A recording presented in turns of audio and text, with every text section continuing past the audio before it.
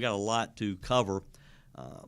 I just love what Elon Musk and his Department of Government Efficiency is doing.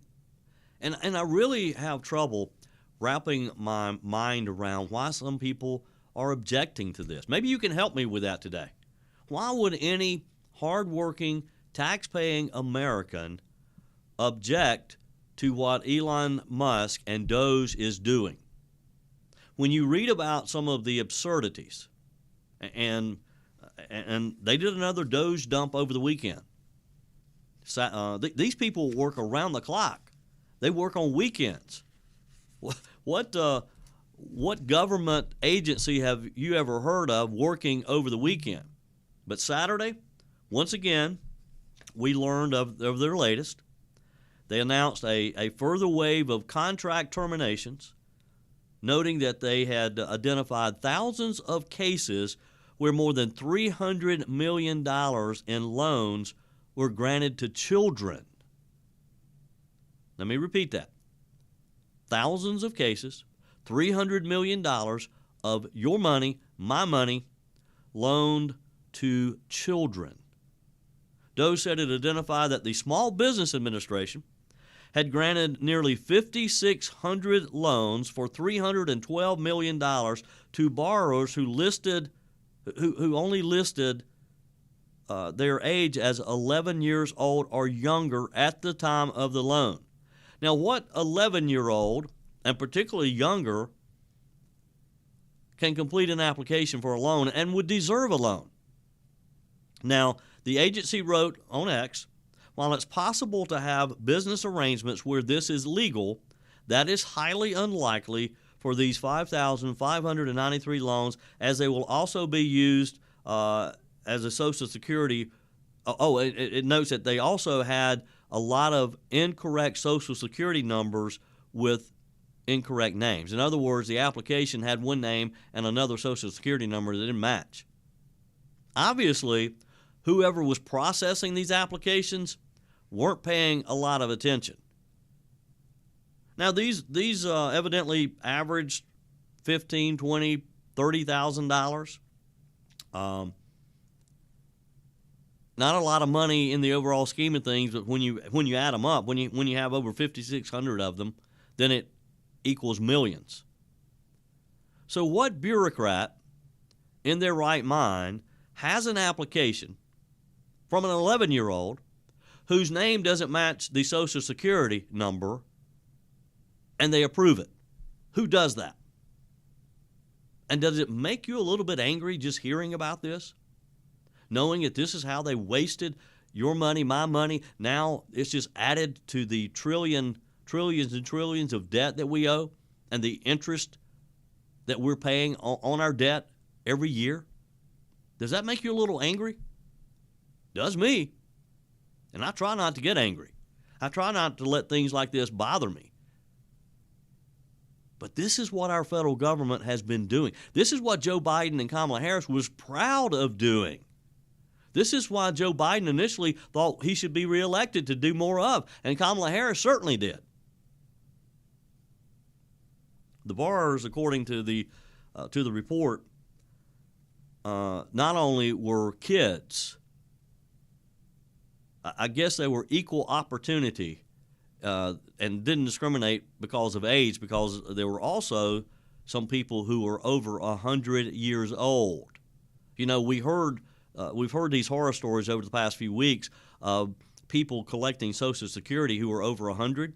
Now, there's been some disputes of that. There's been some who've said, well, maybe the original recipient had a birth date that would put them at 100 or 110 or whatever, but their beneficiaries are the ones who are actually receiving it until their death. And that may be the case in some instances. But we're talking about COVID money. We're talking about COVID loans like the PPP program, the Paycheck Protection Program, the Economic Injury Disaster Loans. And according to DOGE, they shared a post on X and revealed that in 2020 and 2021, the Small Business Association issued 3,095 loans for $333 million combined to borrowers over 115 years old. Borrowers were still marked alive in the Social Security database. In one case, a 157-year-old individual received $36,000 in an SBA loan. Wow. In President Donald Trump's address to Congress, he bashed instances of where we've seen things like this. According to the president, at one point, a 360-year-old person had received benefits, all because some bureaucrat just didn't bother to check. Now, again, there's some people who Elon Musk has ruffled their feathers, so to speak. They like to dig in and get down into the weeds. Well, he's not a government employee. He shouldn't be doing this. He shouldn't have access to this type of data. Why? He's an American citizen. He pays taxes. Why shouldn't he have access to this? And look, he's not taking a salary. He's doing this because he loves our country. Why would you be critical of a man who just wants to do the right thing and wants to save you and me some money?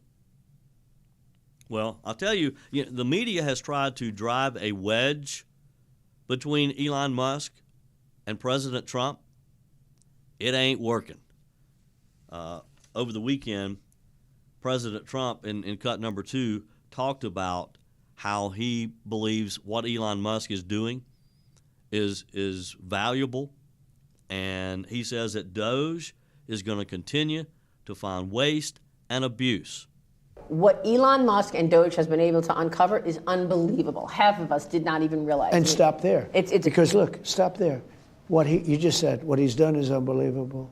Now, you could then add some, but what about he's found hundreds of billions of dollars worth of fake contracts, and I read them, just a tiny portion of them, the other night. Transgender surgery on mice. The money they're spending on all of this stuff, the whole thing's a scam. And you'll find ultimately that the money that they sent comes back to a lot of the people that made those deals, okay? You're going to find that. What he's also done is made people realize how many people should be cut. Because normally you go in and you say, all right, cut 4% of your workforce. He said cut 50%, 60%, 70%. That's a big thing. No, he's done a great job. And he's paying a price for it.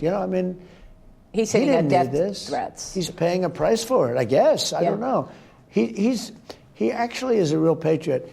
This is something that's really not good for him, and yet he's doing it. But he's opened a lot of eyes. Open a lot of eyes for sure. Now, that doesn't sound like to me a president who is having second thoughts of recruiting Elon Musk. Is it you?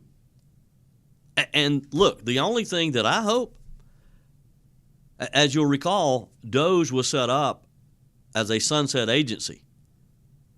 He has until, next fall to wrap this up. The only thing I hope that happens is that our Republicans in the U.S. House and U.S. Senate recognize the importance of the work that Elon Musk is doing, and they make this permanent. DOGE should be a permanent program, and it should always be made up of outsiders. Don't put a bunch of bureaucrats in there. Let Elon Musk and people like Elon Musk continue the work that he has started. You agree? Call your senator. Call your U.S. rep. Let them know that you support Elon Musk, you support what DOGE is doing, and encourage them to make this a permanent program, a constant watchdog over the spending that takes place of our money. For full shows, live and on demand, it's Salem News Channel.